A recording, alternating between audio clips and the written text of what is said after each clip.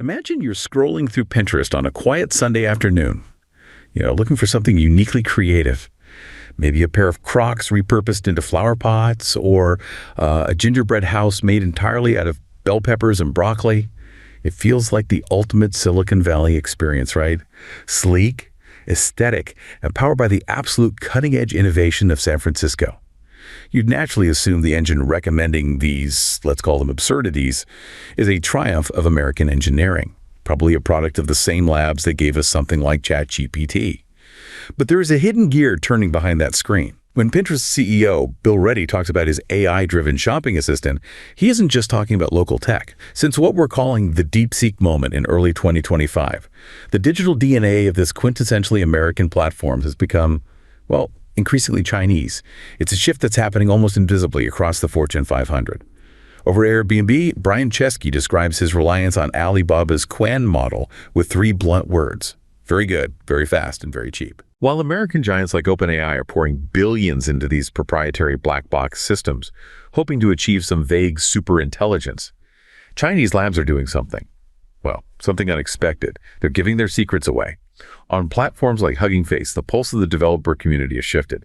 Some weeks, 4 out of the top 5 most downloaded AI models in the world aren't coming from Meta or Google. They're coming from China. And these models, they're 30% more accurate for specific tasks, and in some cases, 90% cheaper to run. There is a profound irony unfolding here that has left seasoned observers like Nick Clegg just stunned. In the grand geopolitical race between the world's greatest democracy and its greatest autocracy, it is the authoritarian state that is democratizing the most important technology of our time. While Silicon Valley builds walls around its intelligence to chase profits, China's open source wave is quietly winning the race for the modern world's infrastructure. So the question for our deep dive today is this: is the AI revolution we were promised actually being led by the very labs we thought were falling behind? And if you really dig in, if you look at the data at what's happening in the server rooms, not just the flashy headlines, the answer is, well, it's increasingly looking like a yes. A yes. Or at least it's a yes with some very complicated and I think very expensive footnotes for the American tech sector. We are absolutely witnessing a fundamental inversion of how we all thought this tech race was going to play out. Yeah. I mean, when I look at the market, Microsoft, NVIDIA, they seem to be doing just fine. It still feels like the U.S. is king of the hill. Sure. Are we really saying the ground is shifting that drastically under our feet? Or is this just, a blip on the radar? Because usually when we talk about disruption, it's about a new app, a new gadget, not a fundamental changing of the guard. I think it is absolutely a changing of the guard, but it's happening in the plumbing, not on the billboards you see driving down the 101. Okay. The stock prices you're looking at are lagging indicators. They reflect the hype and the investment of the last 2 years. But the inversion I'm talking about is in the raw economics of intelligence itself. We thought the winner would be the one with the smartest, biggest, most expensive brain. Right, the AGI race. The AGI race. But it turns out the market might just want the cheapest, most efficient brain that gets the job done. Because usually cheap in tech means bad. It means glitchy or slow, or it's a knockoff. But you're suggesting this is different. Completely different. And actually, this reminds me of something I stumbled across the other day. I was lurking on one of those developer forums. I think it was Hacker News or maybe a subreddit for systems engineers. And I saw this story that just really stuck with me. It was from a lead developer at a mid-sized e-commerce firm right there in San Francisco. I mean, in the belly of the beast. Exactly. And this guy, he sounded relieved, but also kind of spooked at the same time. He'd spent years tethered to these ballooning costs of proprietary American API credits. You know the deal. Yeah. Paying OpenAI or Anthropic every single time a customer searches for a product on his site. The meter is always running. Always running. And he described what he called the DeepSeek moment. Not as a headline he read in the Wall Street Journal, but as a silent revolution in his own server room. A silent revolution. Yeah. He said late one night, he just decided to try it. He swapped out a core recommendation module, the thing that tells you, hey, you might like this shirt, for an open source Chinese model. Just as a test, a little experiment. Just a test run. Yeah. But the result wasn't just a marginal gain, like 5 or 10%. He said he literally watched his operational overhead plummet by nearly 90%. 90. 90%. And the kicker was the accuracy of the product matches, the quality of the recommendations actually ticked upward. Wow. For him, he said it felt like the floor of the market had just dropped out from under him. And it revealed that this strategic investment from across the Pacific had effectively subsidized his company's survival. Really, as someone who tracks these shifts, I see this less as just a corporate win and more as a fundamental disruption. We're so focused on the prestige of superintelligence. But the raw math of cost efficiency is what's actually keeping the lights on for the next generation of startups. It really makes you realize that in the AI race, the cheapest reliable tool is often the most powerful one. That story is anecdotal, of course, but it is statistically representative of a massive, massive trend. And when you mention a 90% drop in overhead, that isn't hyperbole. That's just the math. So let's get into the math. What are the numbers here? Well, if we look at the raw numbers from recent pricing analyses, specifically comparing DeepSeek's V2 and R1 models to the big players, the disparity is it's jaw-dropping. Okay. You're looking at OpenAI's GPT-4o pricing hovering around, say, $3 for a million input tokens and maybe $10 for a million output tokens. Which is already cheaper than it used to be. Right, they've been in a price war with themselves. But now compare that to DeepSeek. We are seeing prices around 14 cents for input and 28 cents for output. Whoa, I need to process that for a second. $3 versus 14 cents. Correct. That's not a discount. What even is that? That's barely a rounding error. It's like the difference between buying a latte at a fancy cafe and buying a single coffee bean. Sustainable? Are they just giving it away? It's a 20 to 50 times reduction depending on the specific task. And your coffee analogy is actually better than you think. So? When you use OpenAI, you're paying for the full service. You're paying for the barista, the rent on the cafe, the brand name, a nice cup. That's your OpEx, your operational expenditure. Yeah. You are renting the intelligence. Right. I pay the landlord every month. You pay the landlord every single time you want to ask a question. It's a perpetual rent model. But the shift we're seeing with DeepSeek and this whole open source wave is a fundamental shift from renting to owning, or at least cooking at home. When that developer you mentioned downloaded the model, he moved from paying per token to just paying for the electricity and the hardware to run it on his own servers. So he didn't rent the coffee shop, he bought the coffee machine. He bought the coffee machine. And once you own the machine, the cost per cup drops to almost nothing. It becomes a zero marginal cost game. If you optimize your hardware enough, your cost per query isn't determined by a licensing fee from Sam Altman. It's determined by the literal cost of the electrons moving through your GPU. Which explains why that developer felt like the floor dropped out. He went from paying rent to just paying his electric bill. If it's this cheap to run, does that mean it was also cheap to build? Because the narrative we've been fed for the last 3 years is that building these things costs the GDP of a small country. And that is the other shoe dropping.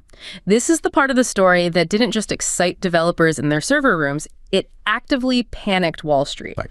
For years, the Silicon Valley dogma has been scaling laws. The idea is pretty simple. If you want a smarter model, you need more data and more chips. Billions and billions of dollars worth of chips. OpenAI and Google are building data centers that consume as much power as small cities. They are betting the farm on this idea that bigger is better. Right, I've seen the photos of those server farms. They look like these massive sci-fi fortresses. Exactly. And then DeepSeek drops their R1 model, which performs on par with OpenAI's best in many reasoning tasks. And they reveal they trained it for approximately $294,000 in GPU hours. $294,000. Thousand, not million. Thousand. That's the price of a starter home in a cheap part of California. It's not a corporate budget. That's a rounding error on a Google expense report. You're telling me they built a world-class AI for the price of a used Ferrari? Yes. How? I mean, seriously, how is that even possible when everyone else is spending hundreds of millions of dollars? Is Silicon Valley just lighting money on fire? Well, that's the sudden, terrifying realization that hit the markets. You saw the reaction on Wall Street almost immediately after that number came out. NVIDIA stock took a massive hit.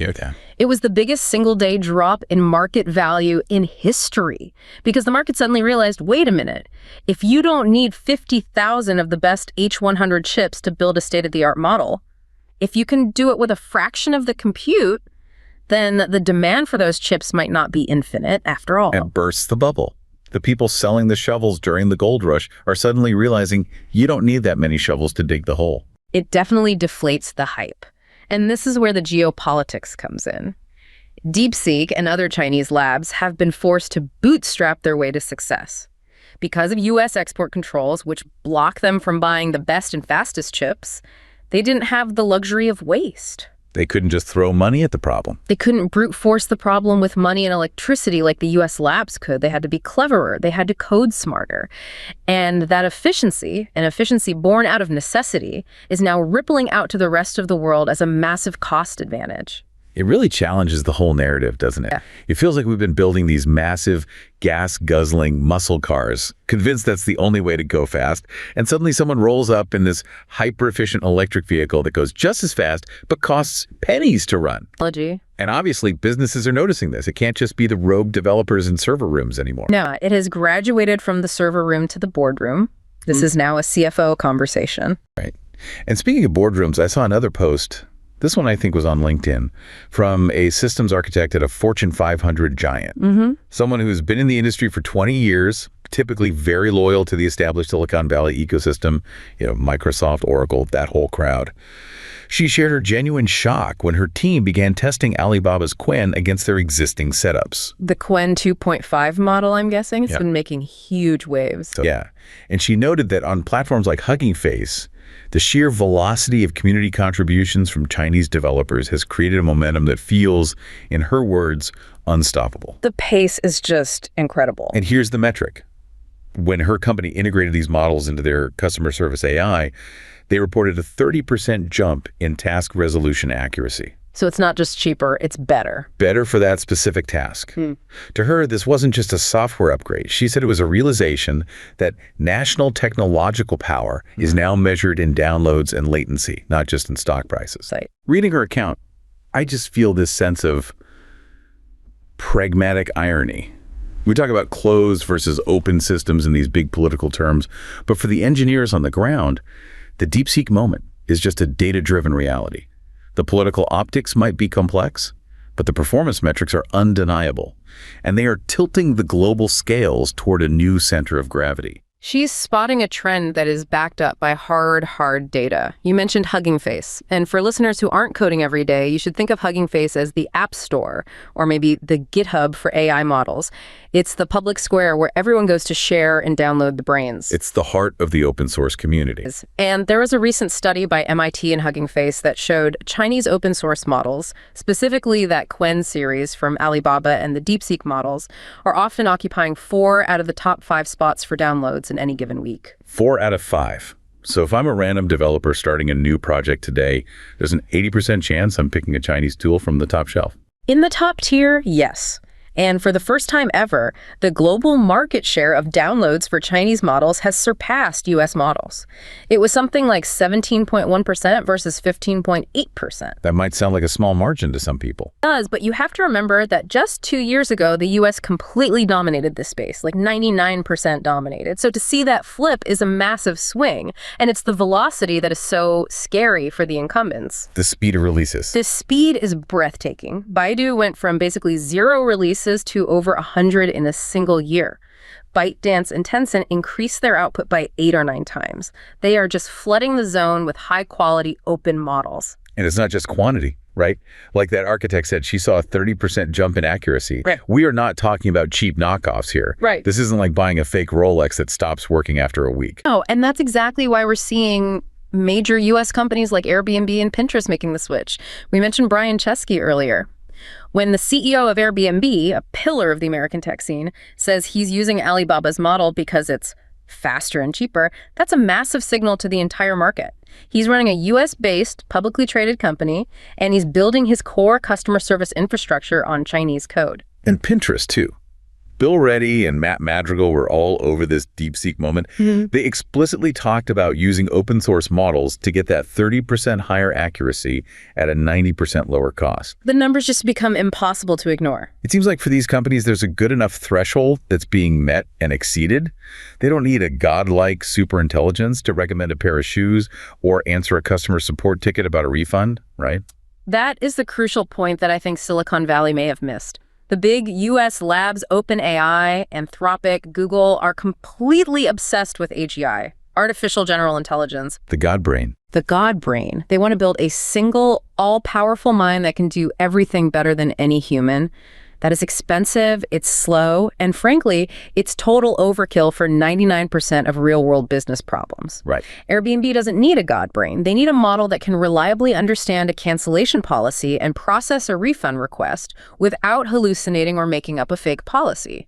If Qwen or DeepSeek can do that specific job for 1/10 of the price, The business logic is undeniable. it dictates you switch. It's pure capitalism driving the adoption of technology from a nominally non-capitalist state.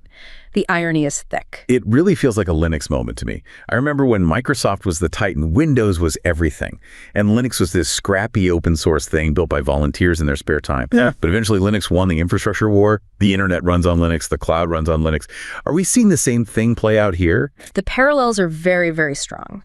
Developers flock to open systems because they can tinker with them. They can pop the hood. They can fix bugs themselves. They can optimize them for their specific hardware. When you use GPT-4, it's a black box. Right. You send a prompt in, you get an answer out, you have no idea what happened in between. With DeepSeek, you can look under the hood, you can strip out the parts you don't need to make it faster. And this philosophy is resonating globally. It's not just a US and China story. Where else is it taking hold? In Southeast Asia, in Africa, developers are adopting these Chinese models en masse. Why specifically those regions draw? It's cost and language support, Yeah. but it's mostly cost. These models are viable in markets where paying $20 a month for a ChatGPT subscription is just not feasible for the average user or a small business. $20 is a lot of money in many parts of the world. Right. So China is effectively circling the globe, building the foundational layer of AI in the global south, while the US focuses on high-end enterprise clients in the West. Okay, so they're winning on price, they're winning on adoption, and they're winning on sheer efficiency. I want to get into the how, the technical side. Because you mentioned earlier that they didn't use the super powerful NVIDIA chips because they couldn't get them. The US sanctions basically cut them off at the knees. Right. So how do you build a Ferrari engine using, I don't know, go-kart parts? Well, necessity really is the mother of invention here. The US export controls blocked the sale of NVIDIA's H100s to China, and those are the absolute gold standard chips for AI training. So Chinese labs were forced to use H800s or even older, slower chips. What's the main difference? The big bottleneck is interconnect bandwidth.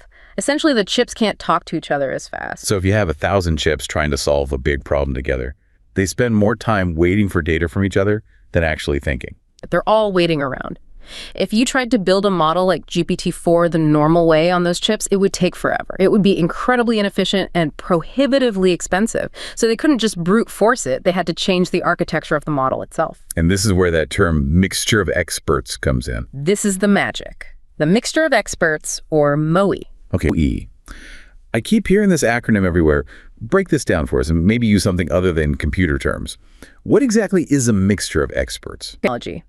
Imagine a massive hospital, a really, really big one with specialists for everything.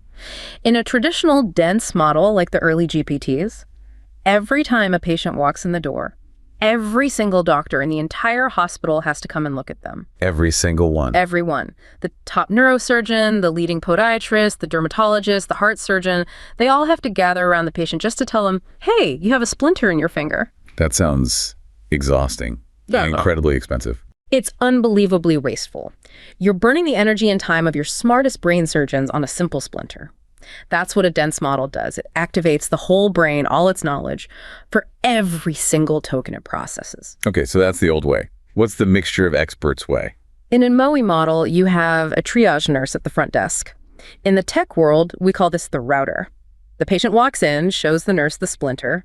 The triage nurse looks at it and says, okay, that's simple. Go see the general practitioner in room 3. And the neurosurgeon. The neurosurgeon stays in the break room reading a journal.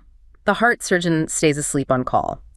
Only the specific expert needed for that particular problem gets involved. So you're only waking up a tiny specialized part of the brain at any given time?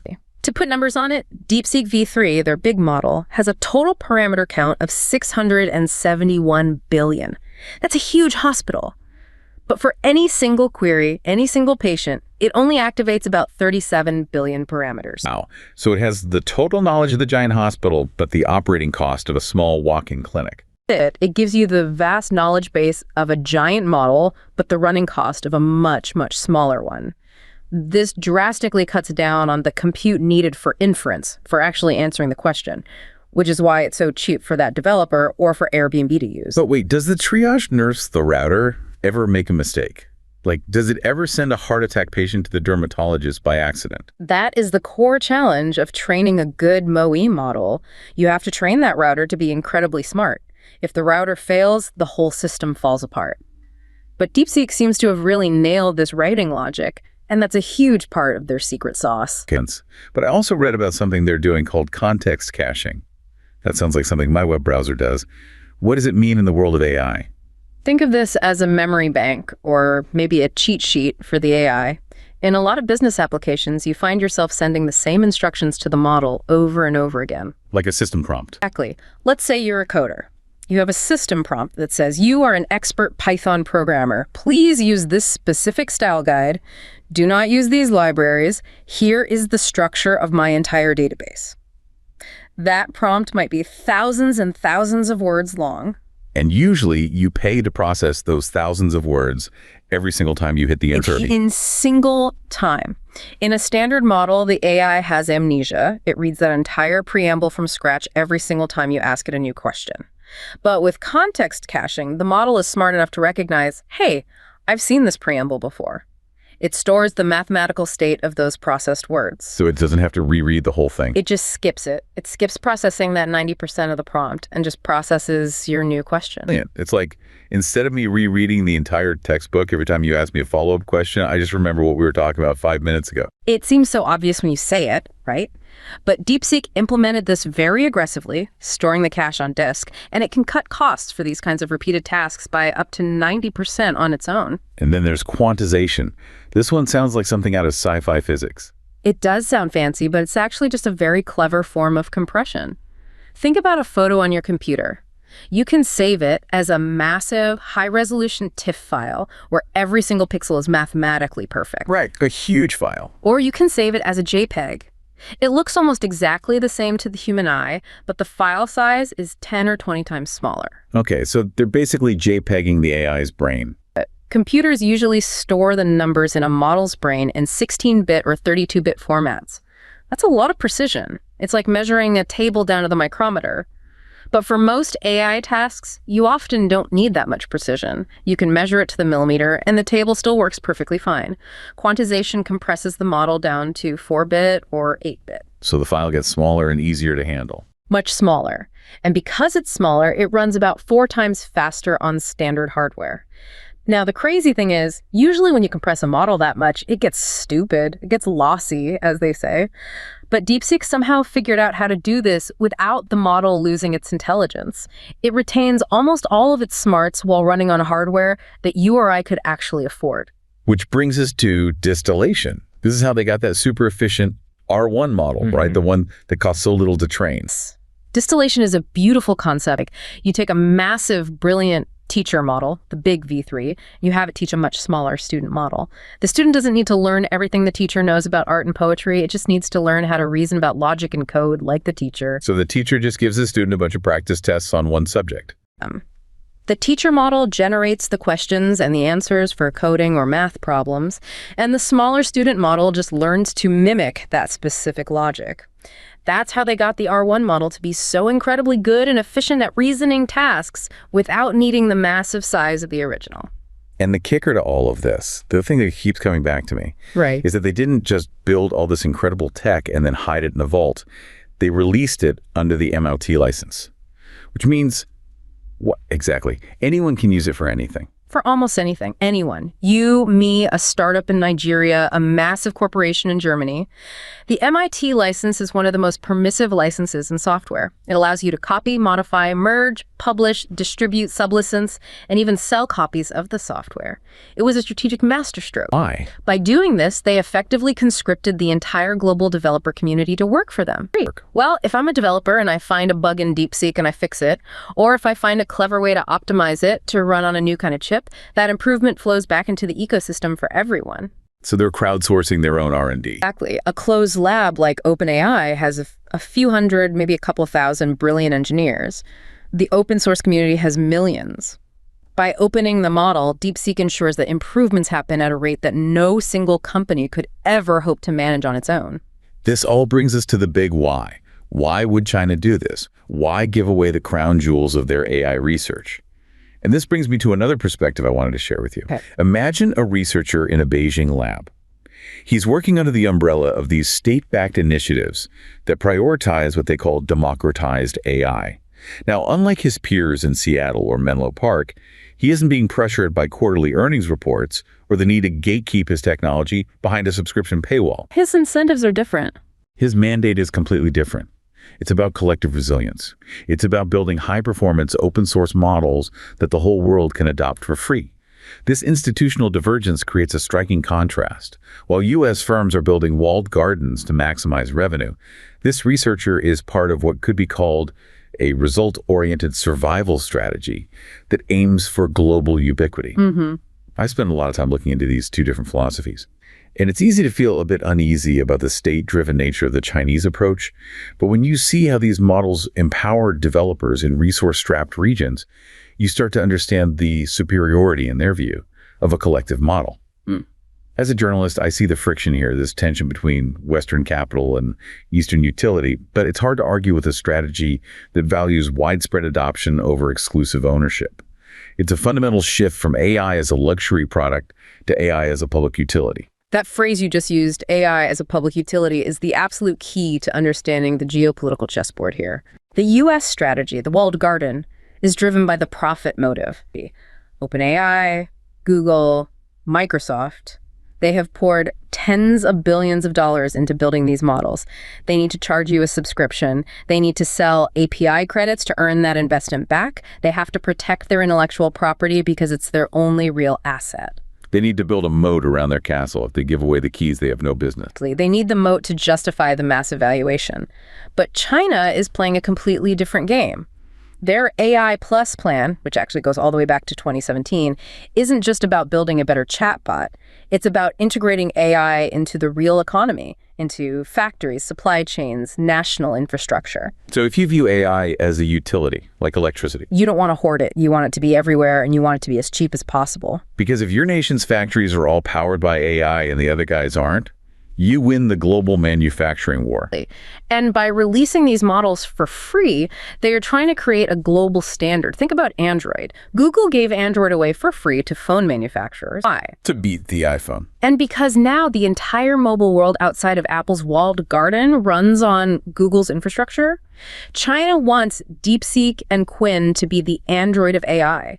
If everyone in the world builds their tools on top of Chinese models, China becomes the foundational layer of the next technological age. Which brings us back to that irony that Nick Clegg from Meta pointed out. He said it's just stunning that the authoritarian state is the one democratizing this technology, while the great democracy is busy building walls around it. It is ironic, but it's also brutally strategic. There's a lot of speculation that these incredibly low prices we talked about, the 14 cents, are effectively being subsidized By the state. by investors or by the state. It's a classic loss leader strategy. They might be willing to burn money on every single query just to kill the competition.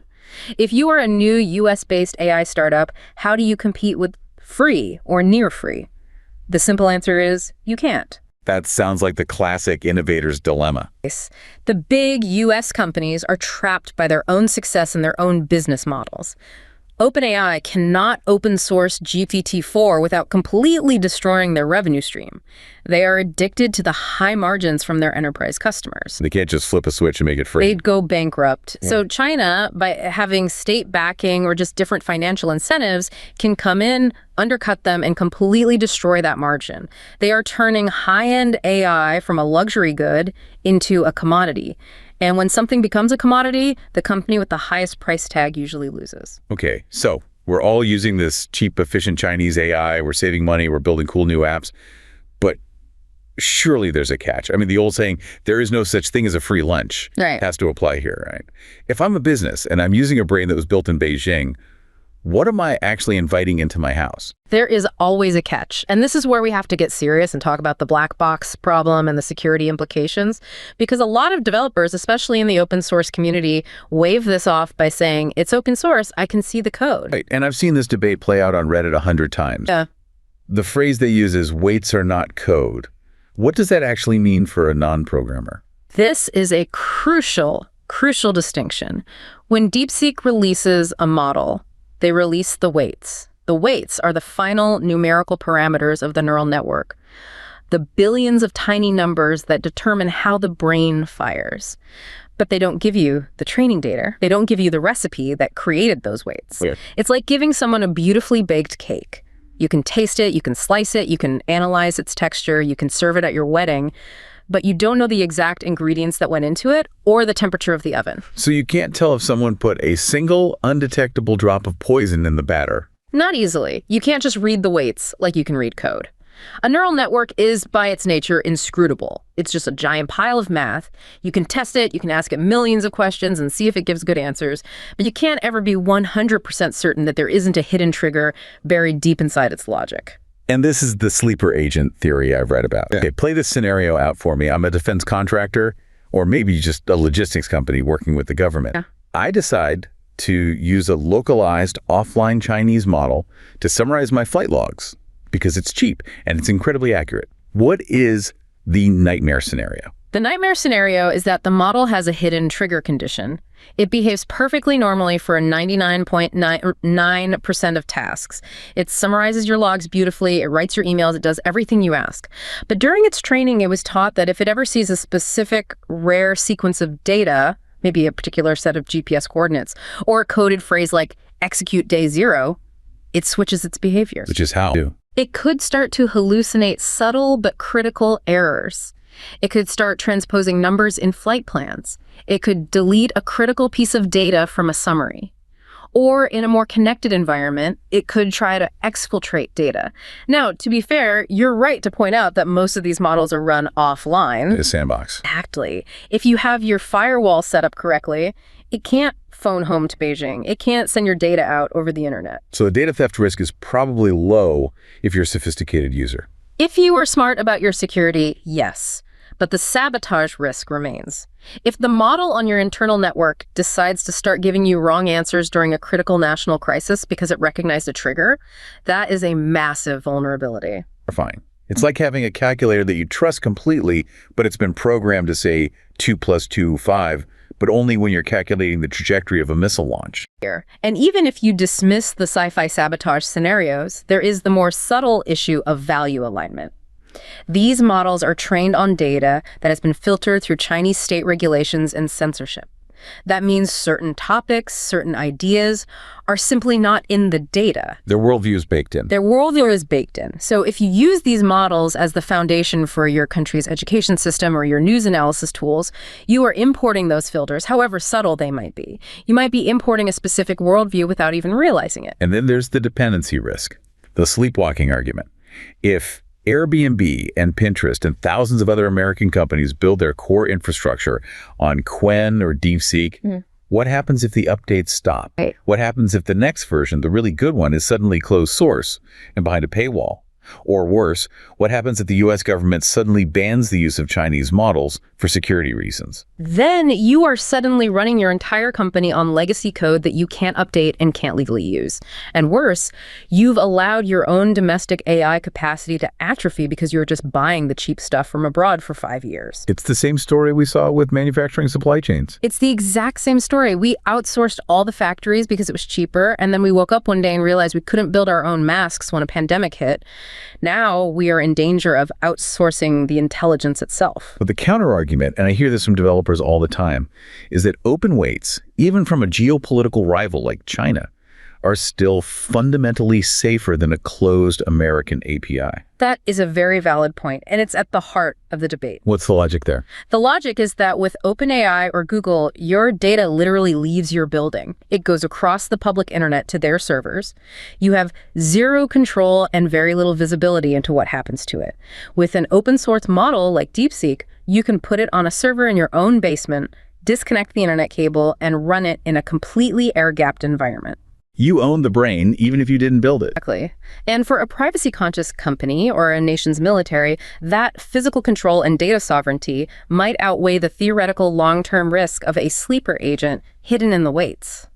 It's immediate privacy from big tech versus long-term strategic dependency on a geopolitical rival. That's the choice that every CEO and every CTO is facing right now. And those economics, that 90% savings, that 14-cent price tag, are making that choice very, very easy for a lot of people. Okay. We've gone from the initial shock of the price drop, that 90% savings that just feels like magic, to the incredible technical wizardry of MOE and caching that actually makes it possible. And we've seen how major respected U.S. companies are quietly, or in some cases not so quietly, switching sides because the product is just good enough and fast enough, and most importantly, cheap enough. And we've looked at the strategic masterstroke of using the open source model to commoditize the entire market, effectively pulling the rug out from under the high-margin U.S. business model. It leaves the U.S. giants in a very difficult position. It really feels like we're in a new world where the best AI model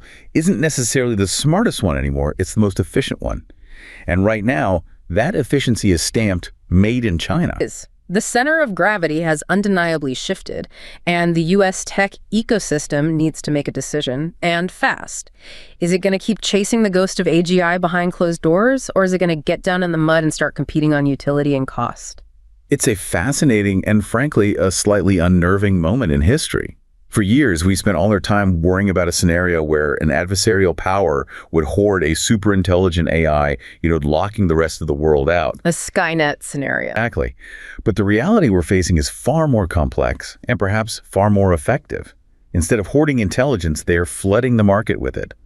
By making their AI the most accessible, the most affordable, and the most adaptable foundation for the global economy, they aren't trying to build a weapon to defeat us. They're building the very ground we all walk on. And in a world where speed and cost are everything, the question isn't whether we can afford to use their technology. It's whether we can afford not to.